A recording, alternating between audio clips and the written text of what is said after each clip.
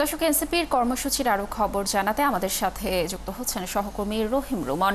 রুমন, নিশ্চয়ই শুনতে পাচ্ছেন আমাকে।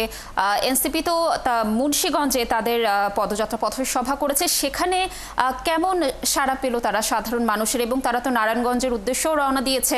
নারায়ণগঞ্জে কেমন প্রস্তুতি দেখছেন পথসভার, জানাবেন বিস্তারিত। লাবণী, সেই শুরু থেকেই যে পরিমাণ মানুষের সাড়া এনসিপি পেয়েছে, আমরা দেখেছি যে উত্তরবঙ্গে যখন তারা এই পদযাত্রার কর্মসূচিটি শুরু করেছিল এই মাসের শুরুতে, বিভিন্ন জায়গায় কিন্তু সেইভাবেই তাদেরকে অভ্যর্থনা জানানো হচ্ছে। সকালে মুন্সিগঞ্জে আপনি একটি সংশোধনী দিতে চাই যে সেখানে কোনো পদযাত্রা হয়নি, একটি সংক্ষিপ্ত পথসভা হয়েছিল। সেখানেই দলটির কেন্দ্রীয় নেতারা সেখানে বক্তব্য দিয়েছেন।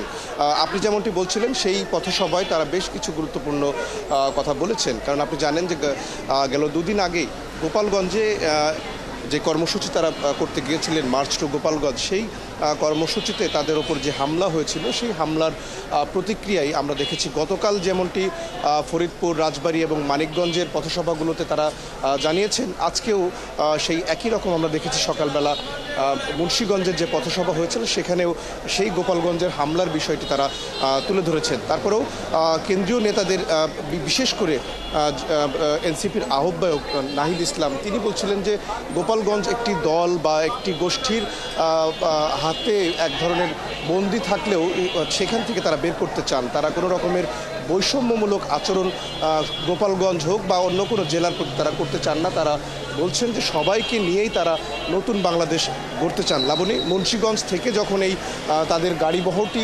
নারায়ণগঞ্জের উদ্দেশ্যে রওনা হয়, তখন আমরা সেই গাড়িবহরের সাথেই আমরাও এসেছি। আমরা দেখেছি প্রত্যেকটি মোড়ে মোড়ে এনসিপি নেতাকর্মীদেরকে ফুলের শুভেচ্ছা দেওয়া হয়েছে।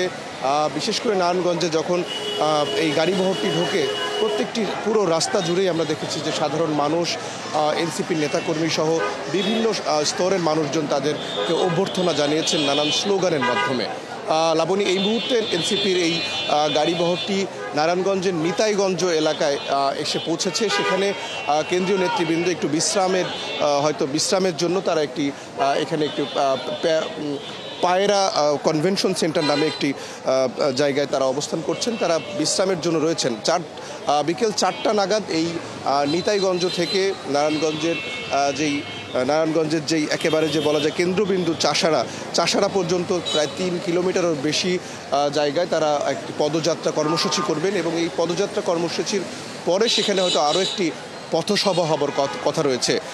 লাবণী, তারপরে আজকের এই এনসিপির কর্মসূচি আজকের এই নারায়ণগঞ্জের মধ্য দিয়ে আজকের মতো সমাপ্তি হবে, এবং আগামীকাল এই পথসভার কর্মসূচিটি আগামীকাল কক্সবাজারে হবে। আমরা তাদের সেই গাড়িবহরে তাদের এই যে জুলাই পদযাত্রা, সেই পদযাত্রার সাথে পুরোটা সময় জুড়েই আমরা রয়েছি আপনাদের মাধ্যমে। ধন্যবাদ আপনাকে আমাদের সাথে যুক্ত থাকার জন্য। আপনি থাকুন সেখানে। নিশ্চয়ই আমরা নারায়ণগঞ্জের কর্মসূচির আরও তথ্য পরবর্তী সংবাদ সংযোগে আপনার মাধ্যমে দর্শকদেরকে জানানোর চেষ্টা করব।